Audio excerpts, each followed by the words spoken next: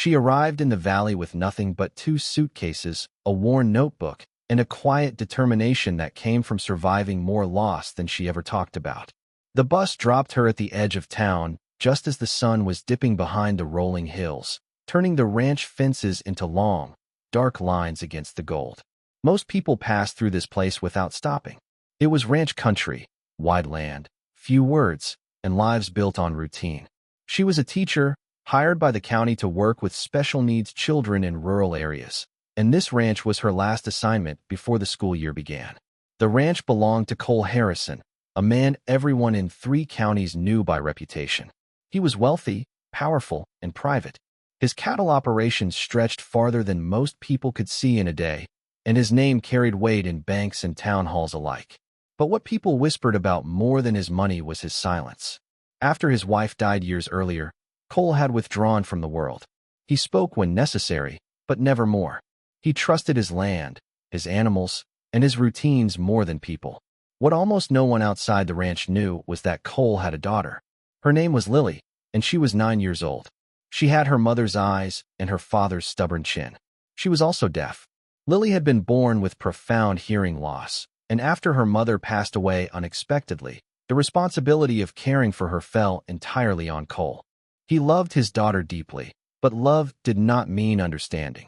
He had tried to give her everything money could buy: special devices, private tutors who came and went, doctors from the city, but none of it bridged the distance he felt growing between them. Lily lived in a quiet world, and Cole lived in a loud one full of unspoken grief and unsaid words. When the county suggested bringing in a specialized teacher who knew sign language, Cole agreed out of necessity, not hope. He didn't expect much. People always left. They always did. The first time Lily met her new teacher, she hid behind the big oak table in the ranch house kitchen, peeking out with cautious eyes. The woman didn't speak at first. She smiled gently, knelt down to Lily's level, and raised her hands. Hello. The sign was slow, clear, and warm. Lily's eyes widened. She stepped forward, unsure, then lifted her own hands and signed back. Hello. That single exchange changed everything, though no one realized it yet.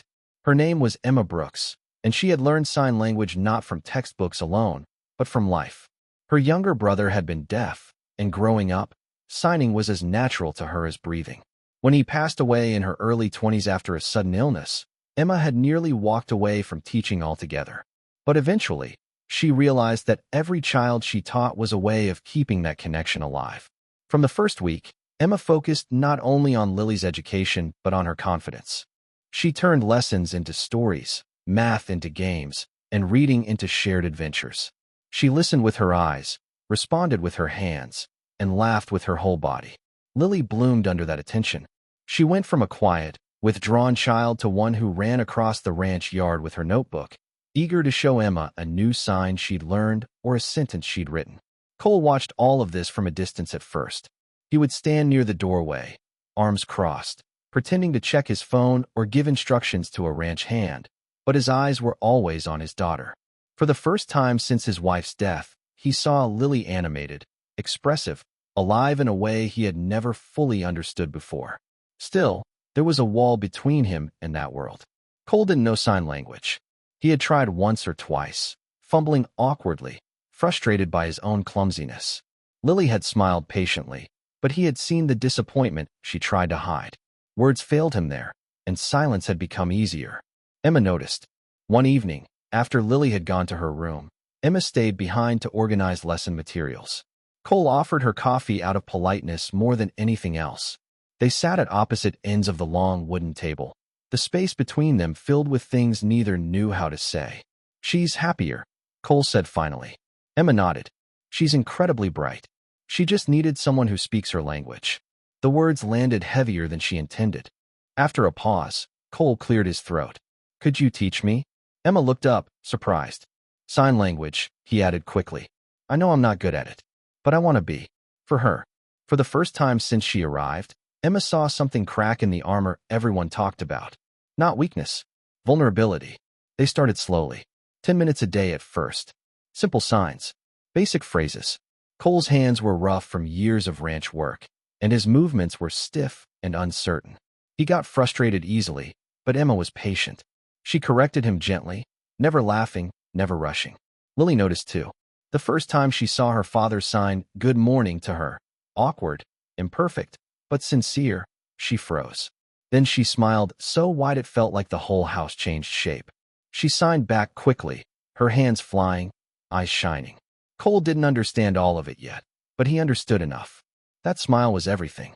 As weeks turned into months, the lessons became part of their routine. Emma taught Lily during the day and Cole in the evenings. Sometimes Lily would stay and help, correcting her father with mock seriousness that made Emma laugh. The ranch house, once quiet and heavy, filled with movement and meaning. Cole began to realize something unsettling and beautiful at the same time. For years, he had believed love was something you provided: food, shelter, security. But watching Emma and Lily communicate so effortlessly showed him that love was also something you learned, something you practiced, something you showed in the way you paid attention. Emma didn't just teach Lily words.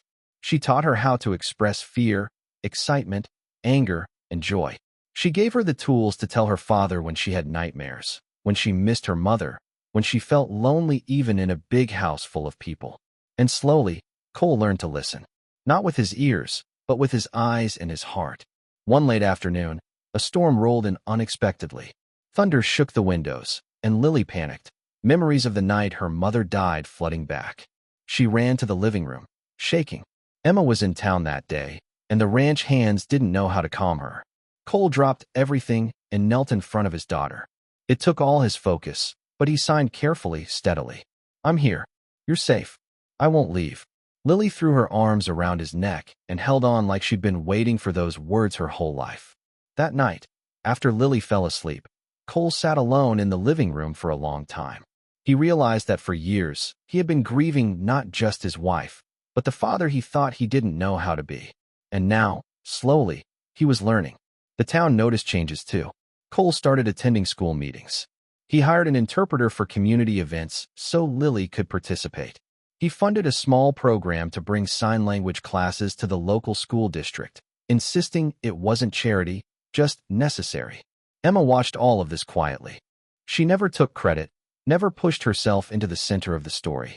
But Cole knew none of it would have happened without her. What he didn't expect was how much he would come to rely on her presence.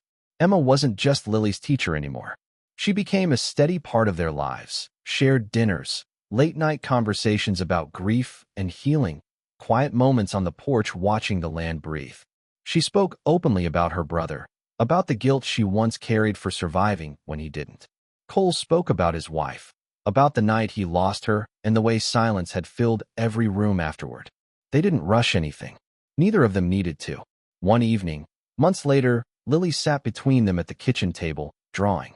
She looked up suddenly and signed something to Emma, then to her father. "You should tell him yourself." Emma signed back with a smile. Lily turned to Cole, took a breath, and signed carefully. "I think you love her." Cole's face went red. Emma froze. Then Lily added, grinning mischievously, "And I think that's good." Cole laughed, a real laugh, the kind that surprised even him. He looked at Emma, signed slowly so Lily could see. "She taught me how to talk to you. That's love." Emma's eyes filled with tears. In that moment, Cole understood something deeper than words or signs. Love wasn't just spoken or signed. It was learned. It was chosen. It was shown in the effort you made to meet someone where they were.